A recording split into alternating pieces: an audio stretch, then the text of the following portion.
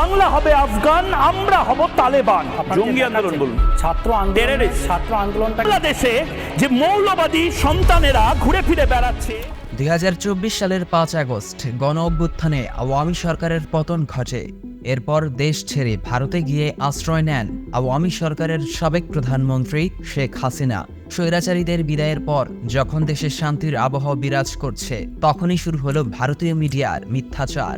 স্বৈরাচারী আওয়ামী সরকারের সাবেক প্রধানমন্ত্রী শেখ হাসিনা ভারতে পালিয়ে যান প্রথম পর্যায়ে, আর তখন থেকেই ছাত্র জনতার গণ আন্দোলনকে মৌলবাদী বলে আখ্যায়িত করছে পশ্চিমবঙ্গের সর্বোচ্চ প্রপাগান্ডা ছড়ানো সংবাদ মাধ্যম রিপাবলিক মিডিয়া।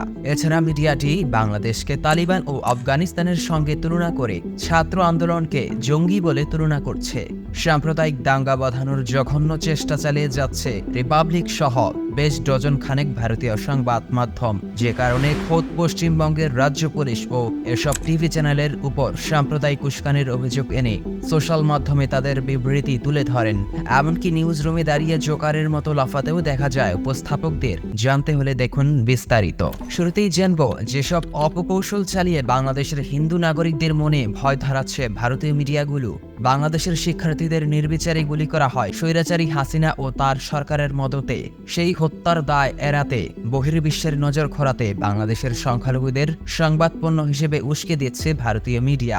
এসব মিথ্যাচারী মিডিয়া দাবি করছে শেখ হাসিনার দেশ ত্যাগের পর দেশের মধ্যে সাম্প্রদায়িক হামলা হচ্ছে, যা আদতে সম্পূর্ণ মিথ্যা। কেননা দেশের কিছু কিছু জায়গায় যতটুকু সমস্যা হয়েছে তা রাজনৈতিক কারণে হয়েছে। তাছাড়া বাংলাদেশের সংখ্যালঘুরাও দাবি করছে তারা খুব শান্তি ও নিরাপদে আছে। কিন্তু কিছু কুচক্রী মহল হাসিনার মদতে সাম্প্রদায়িক উস্কানি দিয়ে ছাত্র জনতার বিজয়কে প্রশ্ন তোলার অপচেষ্টা চালাচ্ছে।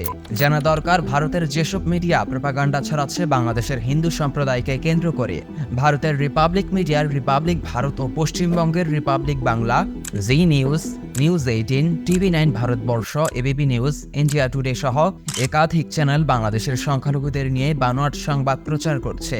এমনকি রিপাবলিক বাংলার সাংবাদিক ও অ্যাঙ্কর ময়ূখ রঞ্জন ঘোষ নিউজ স্টুডিওতে জোকারের মতো আচরণ করে বাংলাদেশের ছাত্র জনতার বিজয়কে মৌলবাদী হিসেবে তুলনা করছে। যেভাবে সংবাদ পড়ছিল এই অ্যাঙ্কর, মনে হচ্ছে বানরের মতো লাফালাফি করছে। বিকৃত স্বরে তার উপস্থাপনাও চালিয়ে যান এই উপস্থাপক। সর্বশেষ জানব বাংলাদেশের সংখ্যালঘু সম্প্রদায়ের নাগরিকদের ভাষ্যমত। ভারতের মিডিয়াগুলো যখন বাংলাদেশের হিন্দু নাগরিকদের কেন্দ্র করে উস্কানিমূলক প্রপাগান্ডা ছড়াচ্ছে, তখন বাংলাদেশের বিভিন্ন সংবাদ মাধ্যমের তথ্য মতে কোনো সাম্প্রদায়িক হামলা হয়নি বলেই জানা যায়। অন্তর্বর্তী সরকারের বদনাম করার জন্য তারা এই কাজটুকু করছে।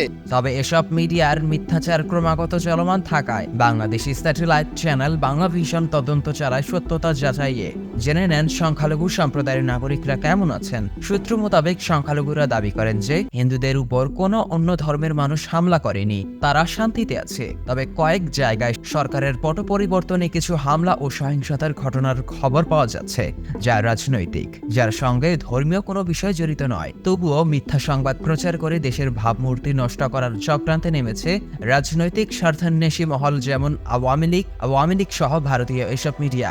উল্লেখযোগ্য কিছু তথ্য: স্বৈরাচারীদের কবল থেকে দেশকে রক্ষা করেছে ছাত্র জনতার গণ অভ্যুত্থান, আর এই স্বাধীনতার বিজয়কে অসম্মান করতে চক্রান্তে নেমেছে কিছু মহল। তাই আসুন সকলে মিলে এসব অপপ্রচার ও মিথ্যাচারের বিরুদ্ধে সরব হই এবং সতর্ক থাকি। দেশের নাগরিক হিসেবে আমরা সবাই দেশটাকে সামনের দিকে এগিয়ে নেই। সম্ভাবনার বাংলাদেশ এগিয়ে যাবে দৃঢ় বলে। দেশ বিদেশের সমসাময়িক বিষয়ভিত্তিক ভিডিও নিয়মিত পেতে স্ক্রিপ্টের সাথেই থাকুন। আর অবশ্যই সবার আগে আমাদের সব ভিডিও দেখতে স্ক্রিপ্ট চ্যানেলটি এখনই সাবস্ক্রাইব করুন এবং পাশে থাকা বেল আইকনটিতে ক্লিক করতে ভুলবেন না।